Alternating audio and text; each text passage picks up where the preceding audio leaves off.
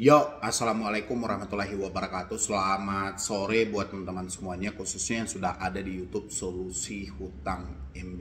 Ya, bagaimana dengan video yang kemarin yang sudah saya update juga buat teman-teman semuanya tentang pertama, OJK melakukan pemblokiran, katanya bukan pemblokirnya, pencabutan izin 66 pinjol legal, yang mana pinjol itu melakukan kesalahan dan habis itu mensanksi tertulis 196 atau 197 ya kemarin ya, pinjol katanya yang ya kita juga nggak tahu sanksi dari 196 atau 197 pinjol ini sebenarnya poinnya buat apa gitu loh. Dan habis itu ada 166 pinjol yang telah diberikan sanksi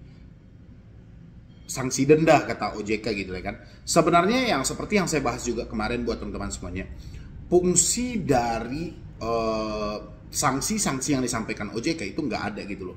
Kata OJK ada 8.271 pinjol ilegal yang telah diblokir. Sebenarnya kalau teman-teman paham gitu loh, pemblokiran yang dilakukan OJK itu sudah berlangsung sejak lama gitu loh. Kalau untuk pinjol ilegal sendiri, kita sudah paham kan bahwasannya sesuai dengan arahan Bapak Mahfud MD kemarin, pinjol ilegal tidak perlu kita bayar. Jadi sampai di sana aja rasa saya cukup gitu loh, karena kalau OJK ulang-ulang terus yang menjadi permasalahan adalah pinjol ilegal gitu loh ya kan. Pinjol yang paling jahat itu adalah ilegal, sehingga OJK tidak percaya bahwasannya pinjol legal ini juga melakukan tindakan-tindakan yang tidak pantas gitu loh. Hanya saja ya kan, mungkin dari teman-teman sudah paham semuanya, pinjol legal itu ketika dia melakukan ancaman intimidasi, dia tidak pernah lagi menyebutkan nama aplikasinya. Karena kalau kita perhatikan seakan-akan ini sudah disetting oleh pinjol legal dan OJK sendiri gitu loh. Jadi dia mencaci maki, ingat kami akan datang nih bersama RT atau RW gitu loh. Kalau Anda tidak melakukan pembayaran, kami akan datang bersama RT dan RW. Jangan main-main dengan perusahaan kami. Perusahaan kami adalah perusahaan yang sudah besar gitu loh. Anda harus bertanggung jawab dengan hutang Anda. Kalau enggak, kita bisa laporkan dengan pasal 372, 378. Tapi ada tapinya gitu loh. Walaupun dia mengancam hal seperti itu, tidak pernah menyebutkan nama aplikasi lagi. Ini yang membuat membingungkan gitu loh. Ini yang membingungkan. Makanya saya setuju kemarin itu dengan keputusan Mahkamah Agung menyampaikan bahwasannya kalau bisa memerintahkan presiden, wakil presiden, ketua DPR RI, OJK dan Kominfo untuk mengambil tindakan yang lebih tegas lagi, membuat aturan yang benar-benar diperketat lagi dan lebih transparan lagi. Ya, berarti Mahkamah Agung ketika ada gugatan dari 19 orang kemarin itu, Mahkamah Agung menemukan fakta-fakta bahwa ini benaran terjadi gitu loh.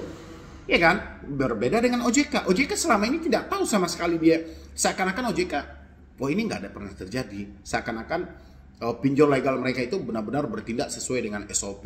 Pinjol legal mereka itu benar-benar bertindak tidak pernah arogan, tidak pernah melakukan hal-hal yang di luar dari ketentuan itu menurut versi OJK. Kalau nggak mungkin ya kan. Setengah dari gugatan 19 orang kemarin dikabulkan oleh Mahkamah Agung. Setengah dari gugatan itu dikabulkan oleh Mahkamah Agung gitu loh. Bayang buat teman-teman semuanya, setengah dari itu dikabulkan. Berarti Mahkamah Agung mengetahui memang ada kebusukan-kebusukan di dalam hal ini gitu loh yang dilakukan oleh pinjol-pinjol legal. Kalau nggak mungkin Mahkamah Agung memerintahkan presiden, ya, wakil presiden, DPR RI, habis itu OJK dan Kominfo untuk menindak lebih tegas dalam hal ini. Ya, tapi yang terjadi apa gitu loh? Saya cukup kecewa juga kalau OJK malah mengulang lagi tingkat keberhasilan dari Satgas Pasti, bahwasanya Satgas Pasti sejak tahun 2017 telah memblokir 8.271 pinjol ilegal. Masalahnya bukan di pinjol ilegal, masalahnya itu ada di pinjol legal yang telah terverifikasi, yang telah terdaftar di Otoritas Jasa Keuangan. Itu sumber masalahnya gitu loh. Bukan masalahnya itu ada di pinjol ilegal, setiap saat pinjol ilegal, setiap sebentar pinjol ilegal gitu loh. Bukan, masalahnya bukan di sana lagi. Tapi masalahnya itu ada di pinjol legal yang resmi terverifikasi. OJK mainnya kurang jauh. Harusnya OJK itu masuk ke dalam YouTube saya ini dan baca di kolom komentar seperti apa, mulai dari aku laku disampaikan, Shopee disampaikan, pinjam duit juga dilaporkan, apa lagi ya, Watas, Bantu Saku, ada modal, kredit pintar, Easy Cash dan lain sebagainya. Itu menjadi hal-hal yang bermasalah. Bermasalahnya itu bukan semata mereka memberikan bunga tinggi, tidak, tapi persi penagihannya gitu loh. Tapi OJK terkadang laporan-laporan yang disampaikan oleh masyarakat ini gitu loh, seakan-akan itu hanya dianggap sampah gitu loh. Bahkan OJK menyampaikan ada juga dari teman-teman yang melapor, entah seperti apa pertanyaan yang muncul, yang jelas jawaban OJK katanya ya hutang ya bayar. Ya hutang ya bayar, memang benar hutang ya bayar gitu loh. Tapi OJK sendiri yang menyampaikan penerapan bunga tinggi tidak boleh lagi. Menagih kepada kontak darurat atau di luar dari kontak darurat juga tidak dibolehkan lagi gitu loh. Menagih hanya boleh kepada konsumen. Dilarang menagih dengan mempermalukan, dilarang menagih secara terus-menerus, dilarang menagih dari jam dibolehkan cuman menagih itu dari jam 8 pagi sampai jam 8 malam di dalam waktu-waktu jam kerja gitu loh. Di hari libur tidak dibolehkan gitu kan. Tapi kenyataan di lapangan OJK tahu nggak?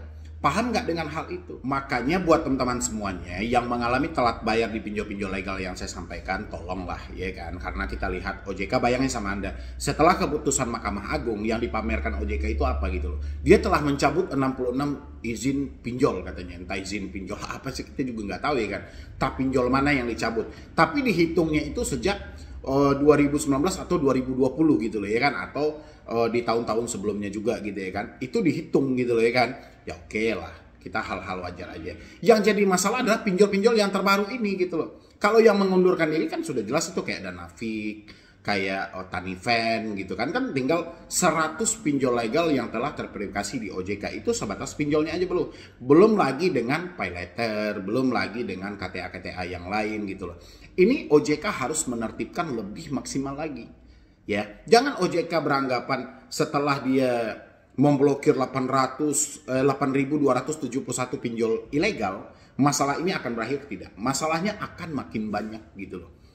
Ya kan? Karena sumber masalah sendiri itu ada di pinjol yang berlindung di balik Otoritas Jasa Keuangan. Dan untuk teman-teman juga semuanya, Anda yang mengalami telat bayar di pinjol-pinjol legal, ya, tolong sebisa mungkin Anda jangan lagi baperan dengan kata DC mau datang ke rumah, Anda diproses ke jalur hukum. Habis itu nanti hutang kita itu bunganya bisa berlipat-lipat sampai 1 miliar. Jangan lagi ini Anda bebankan di pikiran Anda. Kalau ini Anda bebankan dalam pikiran Anda, siap-siap nanti Anda akan dihancurkan oleh pinjol-pinjol ini. Dengan cara apa mereka menghancurkan Anda? Seperti biasa, Anda akan didorong untuk gali lubang tutup lubang. Ya, karena COJK nomor 19 itu belum berfungsi maksimal. Di dalam COJK nomor 19 itu kan OJK menegaskan satu orang cuman boleh meminjam di 3 aplikasi pinjol. Tapi faktanya sepanjang tahun 2024 ya, satu orang bisa meminjam lebih dari 10 pinjol. Ya, bahkan lebih dari ketentuan yang ada. Apakah salah dari si peminjam? Tidak. Salahnya dari si pinjolnya. Harusnya si pinjol membaca track record orang ini. Orang ini sudah mencairkan 3 aplikasi. Di sana kan nampak ada fintech data center, ada pusat data fintech lending. Kenapa masih dicairkan lagi? Ya, berarti aturan itu tidak pernah diikuti. Habis itu ada juga aturan dari OJK yang mana dalam COJK itu menyampaikan pinjol wajib bekerja sama dengan asuransi untuk memitigasi risiko gagal bayar gitu ya. Tapi kenyataannya apa gitu loh? Mati-matian semuanya menagih, bahkan hutang sudah 6 bulan, sudah 1 tahun, tetap diburu semua. Jadi di mana letak asuransi itu hari ini gitu loh ya kan? Dan habis itu di mana letak satu orang cuma boleh minjam di 3 aplikasi? Ini yang harus teman-teman sadari. Jadi aturan OJK ini bagus-bagus semuanya, cuman praktek di lapangan tidak pernah dipatuhi oleh pelaku usaha jasa keuangan. Dan teman-teman semuanya, jangan ada yang baper-baper lagi. Ya, jangan ada yang ketakutan memikirkan selalu kapan DC datang ke rumah, daerah mana yang dikunjungi, diproses jalur hukum atau tidak. Percayalah nanti kalau pemikiran ini abadi di dalam kepala Anda akan didorong untuk gali lubang, tutup lubang. Ya, mungkin dari saya cuma itu aja buat teman-teman semuanya. Insya Allah nanti saya akan update video lagi di beberapa pinjol legal lagi yang mau kita bahas juga tentang model-model penagihan terbaru mereka dan penurunan debt collector lapangan mereka mulai digencar-gencarkan gitu loh ya. Tapi buat teman-teman semuanya jangan lupa juga untuk di support channel ini Semoga channel ini terus berkembang dan saya makin semangat lagi memberikan motivasi dan edukasi ya. Jadi sekian dulu dari saya, Medi Bro nih. Wassalam.